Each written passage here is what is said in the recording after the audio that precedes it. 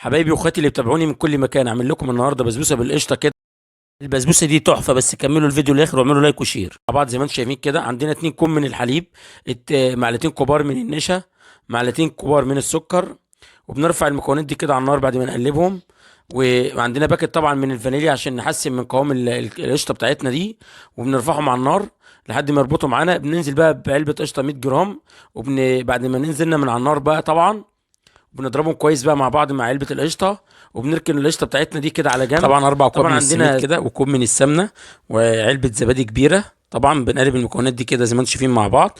واتنين معلقه حليب بودر، وكوب من السكر، وكوب من جوز الهند زي ما انتم شايفين كده. وهنا بننزل طبعا بحبه من البيض او بيضايه بدرجه حراره المكان، ونص معلقه كبيره من البيكنج باودر، وتذكره فانيليا طبعا. ونعجن المكونات دي كده مع بعض عجنه كويسه. وهنا ننزل بقى ب2 كوب من الحليب عشان نكمل بقى عجينه البسبوسه الجميله بتاعتنا دي كده. وبنقلب المكونات دي كده مع بعض. نقلب المكونات دي جيدا كده تقليبه كويسه. طبعا عندنا صينيه 35 في 25. طبعا دي علبه كريمه لباني اختياري يا جماعه، لو حابين تحطوا الكريمه اللباني عشان ترفع من تيست البسبوسه بتاعتنا، بسبوسه بالقشطه. وطبعا ده حل الاولاد ولينا. طبعا العجينه كريميه ازاي زي ما انتم شايفين. عندنا طبعا صينيه 25 في 35 بندهنها ماده دهنيه. بندخل البسبوسه على درجه حراره 180. بنوزعها طبعا بالتساوي، وبننزل بقى بالكريمه بتاعتنا زي ما انتم شايفين اللي هي القشطه. وبعدين بنعمل طبعا الشربات جنبنا.